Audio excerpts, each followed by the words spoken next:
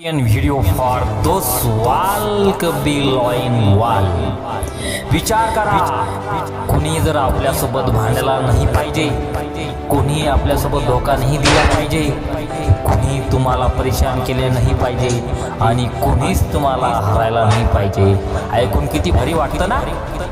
ऐसा जरूर हो सकता है जर तुम्ही खूंखार भिडिया बनसाल. जर बनत नसाल तर हे भिडियाचे 6 नेम तुम्हाला वापरायचे आहे. हे नेम तुम्हाला या व्हिडिओमध्ये मी सांगणार आहे. चांगल्या तऱ्हेने तुम्ही ऐका. हे नेम तुम्हाला पॉवरफुल व्यक्ती बनवतील. भेडियाची सुद्धा वेगळे अस्तित्व असतं, वेगळे विचार असतात. त्याचे कॅरेक्टर बनायचे म्हणजे त्यांच्यासारखे जर आपण बनलो ना तर जीवनामध्ये कोणासोबत घाबरायची गरज पडणार नाही. असा हा प्राणी आहे की तो फक्त भेडिया त्यांच्या प्राण्याच्या समूहामध्ये त्याला आवडते. त्याला दुनियादारीसोबत काहीच घेणे देणे नाही आहे. हे एका कहाणीद्वारे तुम्हाला समजून घेऊन सांगणार आहे. जर भेडियाच्या परिवारावर एखादं संकट येते तर भेडिया काय करू शकत आहे. जर व्हिडिओ बहुत भरपूर अशी तुम्हाला या कहाणीद्वारे मजा येणार आहे. कारण ही कहाणी ही एक आजोबाने सांगितलेली कहाणी आहे. एका गावात काजी गाव होतं उत्तर प्रदेशमध्ये. असं कदाचित थोड्या जंगलामध्ये माणसं लाकड तोडण्याचं काम करत होते. यावेळी असे झाले की ऐकून तुमच्या पायाखालची वाळू सरकवून जाईल. एका व्यक्ती अशोक नावाचा तो जंगलामध्ये गेला आणि तो लाकड तोडण्यासाठी गेला होता. तर त्याने पाहिले की एक शहरी भागातून सिटीमधून 4-5 माणसं जंगलात हत्यार घेऊन हिंडत होते. त्यांच्यातच त्याला भेडियाला मारण्याचा आवाज आला. कारण ती ग्रामीण भागातले माणसं त्या भेडियाला मारण्यासाठी जंगलामध्ये त्याने हिंडत होते. त्याचप्रमाणे अशाच टायमाला तो एका भेडियाचा मोठ्याने आवाज आला. अशोक पाहतो तर एक मेलेला भेडिया दिसतो.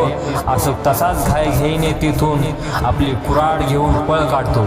या प्राण्यांना कितीही कठीण परिस्थिती आत टाकली तरी त्या परिस्थितीतून बाहेर निघतील म्हणजे निघतीलच. हे प्राणी प्रत्येक कठीण परिस्थितीतून जिंकण्यासाठी लढतात. नियम दुसरा, लिव्ह युअर मार्क. काय लिव्ह युअर मार्क? या प्राण्याची खासियत ही वाटते असं की काहीतरी तो दुसऱ्यापेक्षाही काहीतरी वेगळं करून दाखवतात.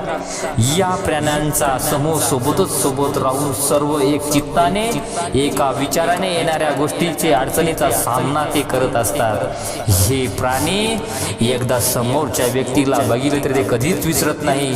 जर भांडायच्या टायमाला एखादा प्राणी जखमी झाला किंवा भांडायच्या टायमाला मेला तरी सुद्धा हे प्राणी लढतात. हे खरी तर वेगळे करून दाखवतात. जर एखादा प्राणी त्यांच्यातून मेला तर सर्व प्राण्यांना माहिती मिळते. ते मेलेल्या प्रित्याजवळ त्याला पण बघतात आणि आपण असं असून सुद्धा या प्राण्याच्या विचाराच्या मांग आहे.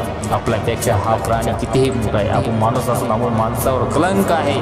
फक्त हे जीवन आहे ना, आपल्याला एकदाच मिळतं. चांगल्या प्रमाणात जगता आल्या पाहिजे. म्हणून हे जीवन पुन्हा आपल्याला मिळणार नाही.